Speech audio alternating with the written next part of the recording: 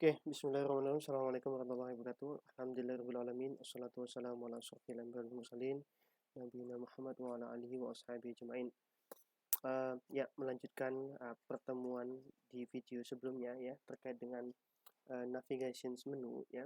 Kita akan melanjutkan sedikit terkait dengan how to create navigation menu.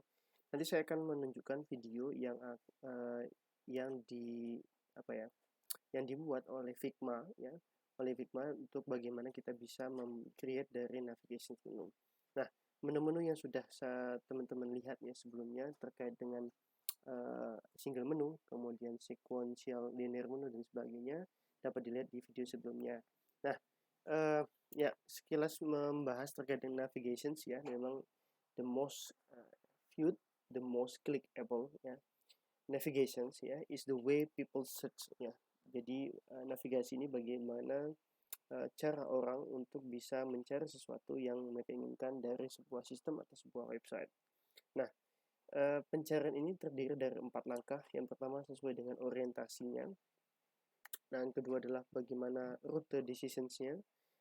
Kemudian rute dari monitoring. Dan yang keempat adalah terkait dengan tujuan dari pengenalannya. Nah, tentu saja yang bisa dijawab adalah bagaimana ketika keempat ini berdasarkan dari pertanyaan ya. Where am I now? Nah, ini bisa menunjukkan dari posisi orientasi. Where did I come from? Ini bisa dilihat dari root decisions. Where can I go from here? Ya, bisa dilihat. Dan how can I get there quickly? Nah, ini perlu yang beberapa goals yang bisa dijawab ya. Terkait dengan navigasi ini membantu sedikit cepat ya terkait dengan pembelajaran dari si pengguna. Nah, untuk desain navigasi sistem sendiri ataupun yang berbasis desktop ya termasuk web itu teman-teman bisa ya mengikuti beberapa tips berikut ini ya. Pertama adalah menggunakan tipe menu yang cocok. Tipe-tipe menu structure yang sudah kita bahas di video sebelumnya dapat teman-teman pilih ya, di mana menu secara single ataupun sequential ataupun simultan itu dapat cocok pada tas-tas tertentu. Contohnya pada sequential ini cocok pada tas yang sederhana, sedangkan pada simultan cocok pada tas yang dapat dibalik. Kemudian yang kedua adalah jaga halaman navigasi supaya tetap pendek ya, tetap short and simple dan tidak overlap ya. Kemudian yang ketiga adalah batasi teks prosa ya tadi agar tidak terjadi overlapping atau penumpukan. Yang terakhir adalah gunakan metode scrolling jika memang membutuhkan lebih banyak space. Nah, hindari scrolling halaman navigasi. Nah, halaman navigasi kalau bisa jangan ikut berubah, ikut di scroll ya. Kemudian batasi juga scrolling untuk melihat semua link pada halaman daftar isi. Dan yang terakhir adalah hindari horizontal scrolling karena memang dapat mengganggu atau mendistract dari pengguna. Nah, komponen sistem navigasi sendiri ya, di mana semua elemen navigasi itu harus clear ya, harus ada, harus jelas, harus konsisten, harus sesuai dengan fungsionalnya dan sesuai dengan urutannya. Di mana elemen-elemen ini yang mungkin teman-teman sudah paling sering ketemu ya, di mana kita memiliki 4 elemen-elemen navigasi website. Di antaranya adalah global link di atas, ya header, kemudian kategori ya terkait dengan links juga, kemudian topical links, embedded link dan serta minor link. Ini beberapa komponen sistem yang memang harus ya tampak clear, jelas, konsisten tampilan sesuai dengan fungsi dan urutannya. Dan ini perlu teman-teman perhatikan ketika mendesain satu buah sistem. Ya, menu yang harusnya dapat teman-teman hadirkan di antaranya adalah menu bar, ya. Kemudian ada pull down menu, kemudian cascading menu, pop-up menu, tier of menu, ataupun icon menu. Nah, ini disesuaikan dengan beberapa tujuannya.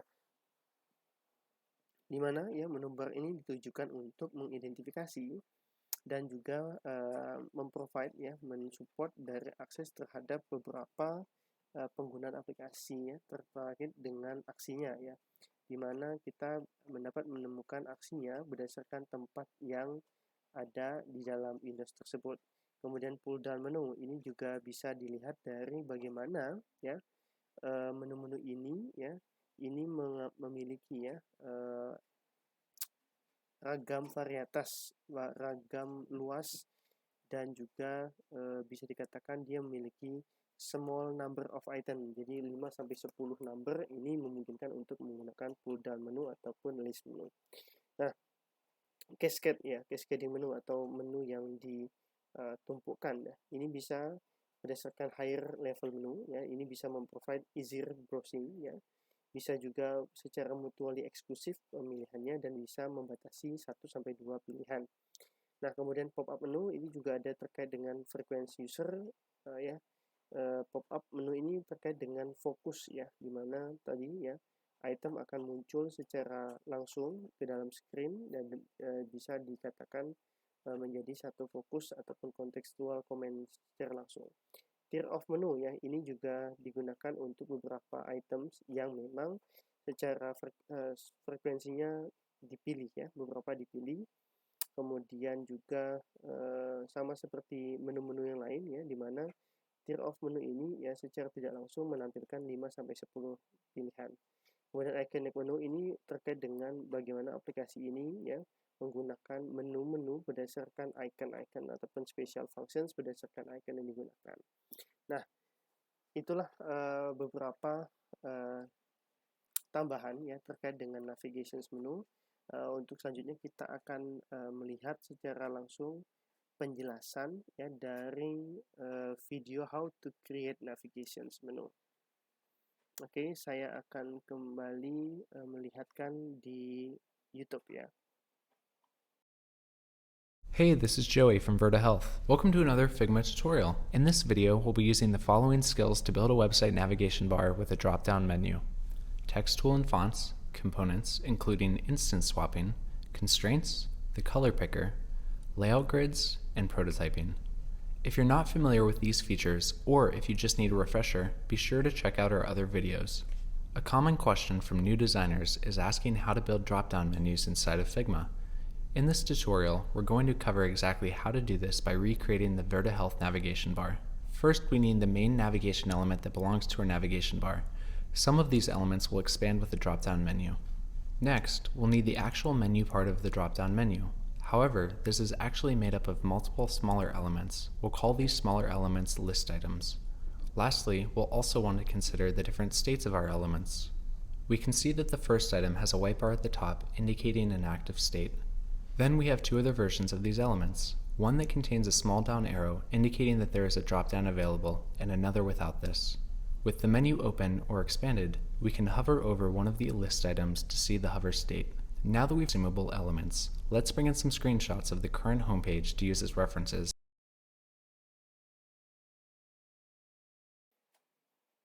Oke, pada video penjelasan ini ya di sini dia menjelaskan bagaimana menu-menu itu ditampilkan seperti yang kita sudah bahas sebelumnya, di mana menu itu dapat diperlihatkan dari icon-icon penggunaan labeling yang berdasarkan fungsi utamanya, dan juga bisa kita lihat di situ terdapat beberapa animasi ya, beberapa tanda yang memungkinkan user itu mengetahui sinyalnya. Nah, sign ataupun tanda-tanda itu bisa berupa tadi ya menu yang aktif, kemudian juga ketika kita menggunakan pull down menu ya itu bisa terlihat ada segitiga biru ya yang aktif dan menunjukkan pilihan option yang ada di bawahnya. Lalu ketika kita mengarahkan ke dalam menu itu tampak ada hovering. Nah, ini merupakan salah satu teknik bagaimana kita bisa membuat atau membangun sebuah navigasi menu. Oke, kita lanjutkan lagi. And for color picking. Let's start designing. We're building a minimal navigation bar, so we'll start with some simple text elements. Let's open the text tool and click and drag to draw out a text element and add some generic label text. Next, let's clean this up by adjusting its properties, including dimensions, typeface, size, alignment, and more. Our navigation bar will have multiple categories within it, meaning we'll want to reuse this text box we just created. So let's go ahead and make it into a component and then rename it to nav item. Our component's frame is currently toggled to not be visible, but the light text is a bit difficult to read, so let's darken our component's frame to help out a bit. We'll change this back a little later. With our text box now a component, we'll adjust the inner text element again. We want to build some padding or space between the text element and its containing frame into the bounds of our component. Let's remove 16 pixels from each the left and the right sides of the text element and 15 pixels from the top and the bottom. Next, we'll add two elements to help us build out our states we identified earlier. We've already created the first default state, but now we have two more, active and dropdown. Let's add a small white bar to the top of our element for the active state.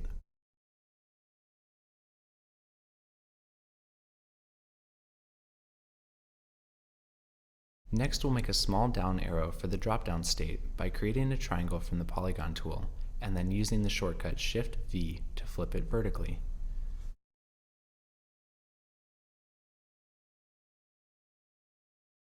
Now that we've included all three states, we can just toggle them by toggling the visibility of the extra layers.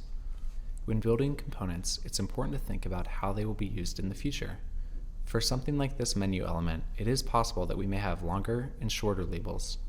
In order to preserve the padding we just added to the component, let's set the constraints of our text element to left and right and center. We'll also set the constraints of our drop-down arrow to right and center, and the constraints of the active bar to left and right and top. Since we've done that, if we have a nav item with a long label, we can easily resize the component to contain it. Let's build the main navigation bar by duplicating this master component to create an instance, and then duplicate the instance to create more copies. We can then apply text overrides to the labels, resize them as required, and then we'll go into the menu and use Pack horizontally to ensure that they are all aligned perfectly. With all of these instances selected, let's nest them inside another component by clicking Create Component and name it Navigation Menu. Now that we've finished building our navigation bar, let's move on to the drop-down menu. Let's build our list item component in a similar way to our original component. Create a text layer with a label, turn it into a component and rename it to listitem/default. Modify the properties similar to how we did for the navigation bar, and set our constraints. However, for these, we want to ensure that we have a white background. We mentioned earlier that we wanted to have two states for the list item component, but we're going to take a different approach to creating these. We'll start by creating an instance of our component. Next, we'll change the text color to white, and then change the background frame color to a blue. Let's use the eyedropper tool to pick these colors from our referenced image.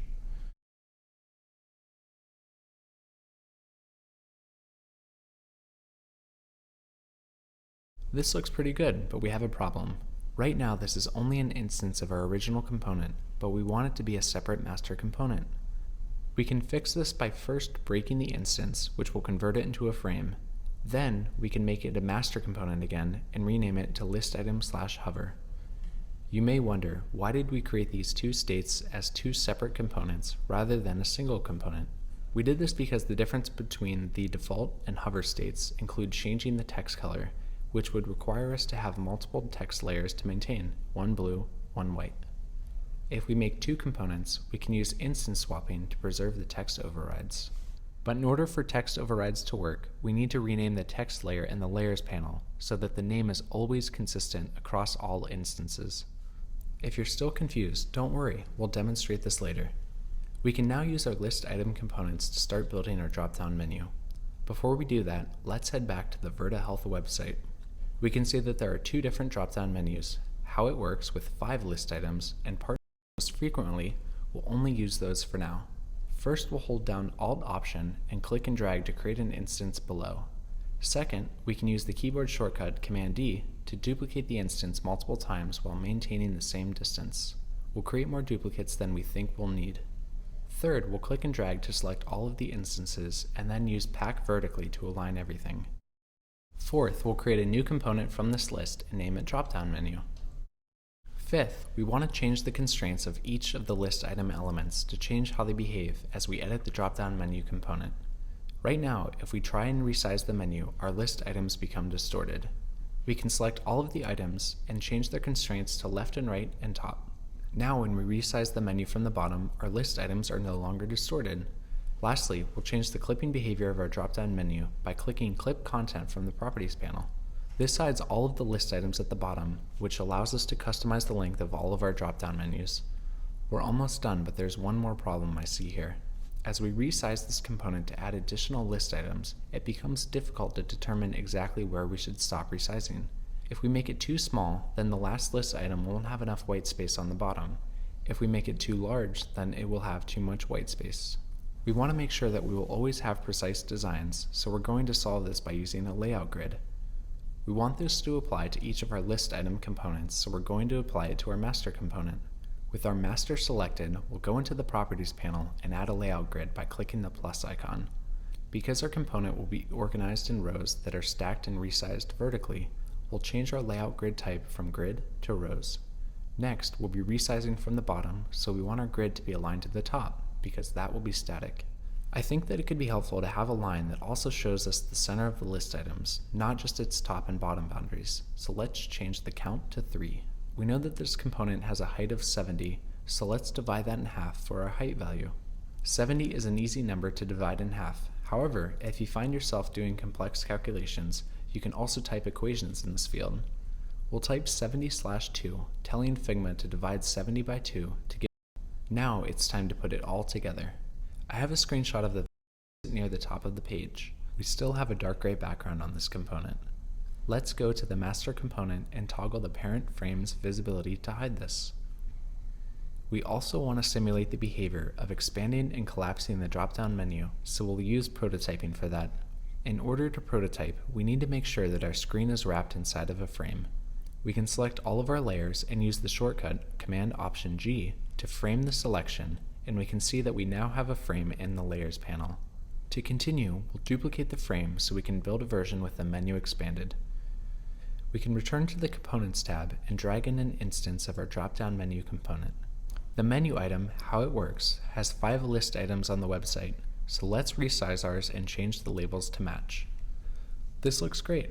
Let's add one more screen to show the hover state by duplicating this frame and then using instance swapping from the Components tab to pull in a copy of our list item/hover component. If we hold down Option and Command as we release the instance over the component we'd like to swap, we'll automatically swap the states. Notice how the list item still says testimonials and doesn't just have a generic label? This is what we meant by preserving overrides earlier in the video. The last thing we need to do is hook these pages together through prototyping. We'll click the Prototype tab at the top of the Properties panel to enter prototype mode. Then we'll start linking our screens together so that when the user clicks on How It Works, they'll be sent to the screen with the expanded drop-down menu. Just a few more connections and we're ready to go. With all of our frames connected, let's preview our prototype in Presentation View.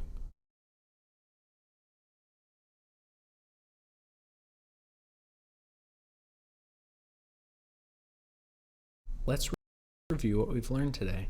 It can be helpful to have a reference.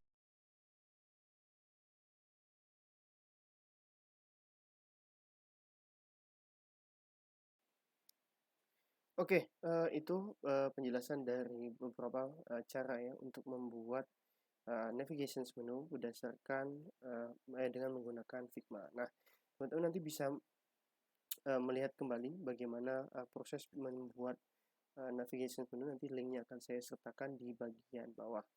Oke, itu terkait dengan navigations menu ya yang perlu teman-teman pahami kembali. Nah, ya.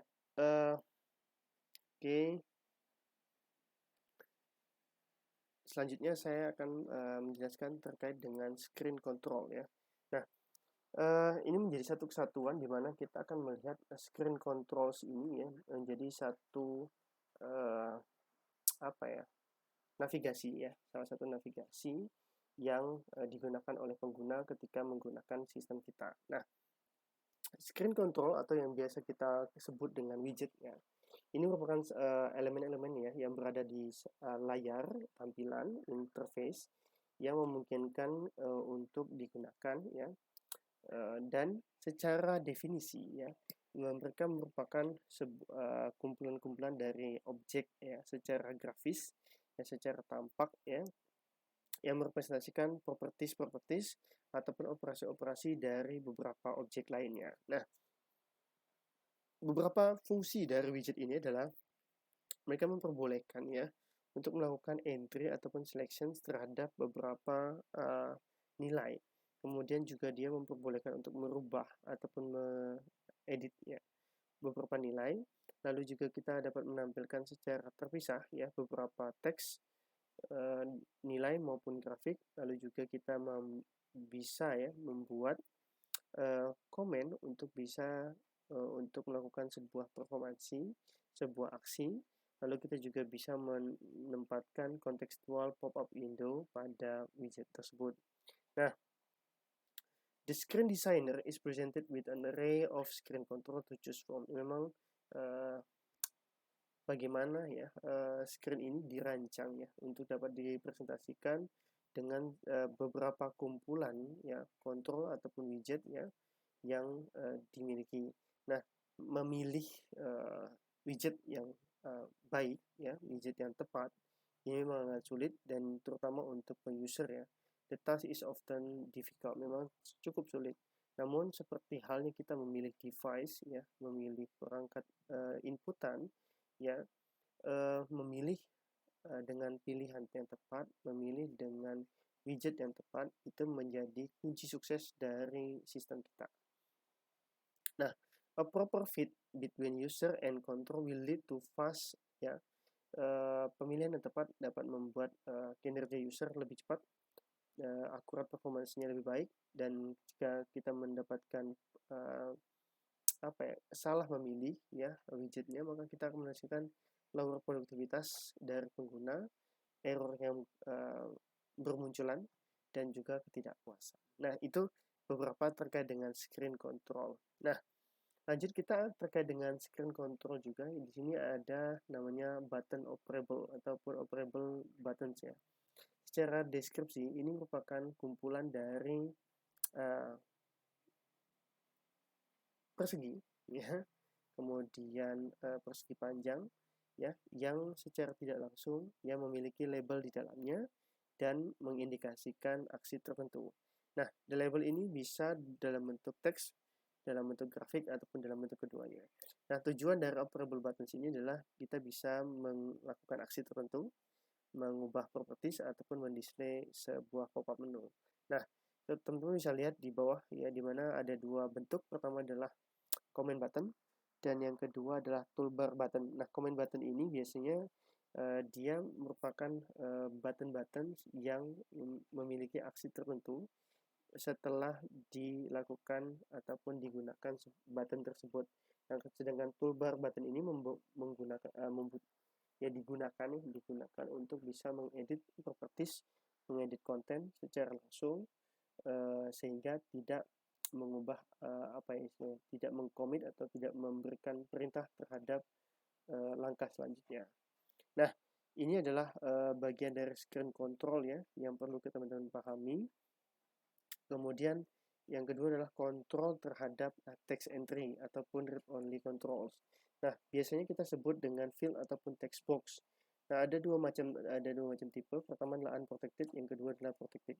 Text box yang unprotected ini ya bisa dikatakan dia memiliki informasi yang menjadi kunci. Kemudian sedangkan protected ya text box yang digunakan untuk tampilan semata. Jadi tujuannya hanya untuk ditampilkan saja, tidak untuk diedit ya ataupun tidak untuk diubah. Pada dasarnya text entry ini ya, ini biasanya dalam bentuk persegi panjang, persegi ya dalam bentuk shape ya. Kemudian dia memiliki captions ataupun label ya yang mendeskripsikan informasi tertentu yang ada di dalamnya. Kemudian ada dua buah tipe. Yang pertama adalah single line, yang kedua adalah multiple line. Ketika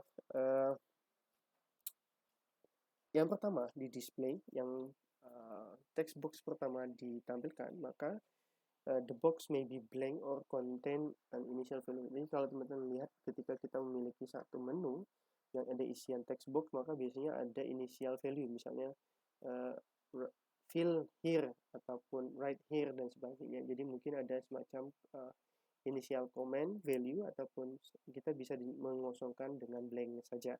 Nah, tujuannya adalah untuk bisa ya mendisplay agar user dapat langsung bisa fokus pada entering ataupun editing ataupun inputting terhadap textual information yang ada di dalam sana dan bisa membacanya secara jelas. Nah, ini salah satu contoh ya, mungkin teman-teman biasa melihat contoh dari text box ataupun field yang biasa kita buat. Nah, controllingnya. Penggunaan fokus ataupun ketika kita masuk ke dalam satu form ini, satu halaman ini, maka teman-teman bisa menggunakan fokus, autofocus ya, ke fieldnya tersebut. Jadi tidak perlu user mengarahkan langsung. Jadi autofocus itu ketika kita masuk di sini, misalnya dia akan langsung berada di sini, keyboard kita, ataupun di sini ya, sehingga dia langsung bisa melakukan aksi terhadap form ataupun halaman tersebut. Nah, sedangkan pada read only ataupun display biasanya dia textbook ini ya berupa satu buah isian ya kemudian dapat dipilih ya if alpha number then left justify. Biasanya kalaupun secara alpha number biasanya dia berada di dengan menggunakan rata kiri, ataupun kalau menggunakan number biasanya di rata kanan. Lalu juga ada segmentasi, di sini juga isian ya. Kalau bisa secara fokus, autofocus dia bisa langsung masuk ke field pertama ya. Nah, kemudian selection control ya.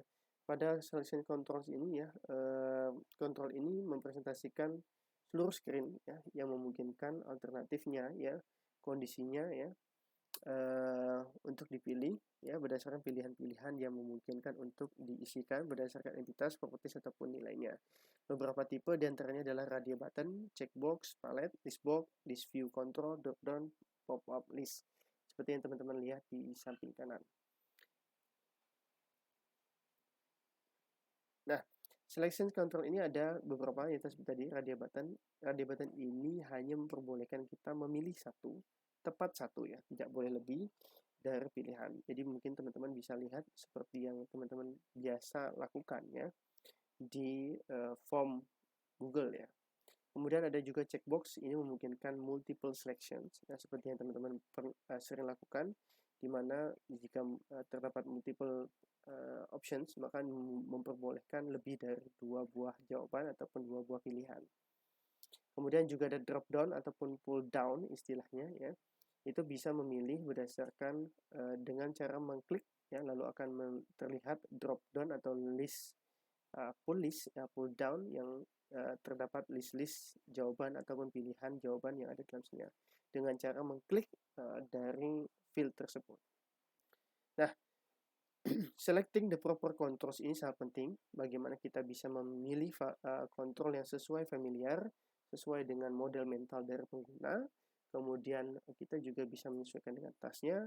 Juga kita bisa bertujuan untuk mereduce jumlah klik-klik yang digunakan ataupun penggunaan klik pointer dari pengguna terhadap interface kita. Kemudian kita juga bisa mendisplay sebanyak mungkin kontrol pilihan yang memungkinkan. Kemudian juga kita juga dapat memperbolehkan text entry. Nah, permit text entry ini memiliki following questions yang bisa dijawab dengan bentuk yes. Nah, beberapa pertanyaan ini memungkinkan kita untuk melakukan text entry ataupun text box tadi ya. Jika memang unlimited in size and scope, datanya familiar, datanya tidak memungkinkan untuk terjadi error ya, not conducive to typing error, kemudian dapat dilakukan dengan cepat ya. Kemudian juga dapat secara pengguna itu dapat sudah terlatih sebelumnya. Jadi sehingga penggunaan text entry juga bisa lebih tepat ketika beberapa pertanyaan ini terjawab dengan jawaban yes. Nah, kemudian juga button or menu ya, button atau menu. Ini beberapa pilihan tersebut bisa ya dipertimbangkan berdasarkan standar toolset ya. Berdasarkan standar toolset, jumlah total number dari komen tersebut, kompleksitas dari komen tersebut, frekuensi ya penggunaan ya yang digunakan untuk komen tersebut, ataupun associations terhadap kontrol tersebut terhadap kontrol lainnya. Nah, secara umum ya kita bisa melihat bahwa desain proses ya. Sebentar. secara umum desain proses dengan menggunakan agile methodology ya. Ini sebentar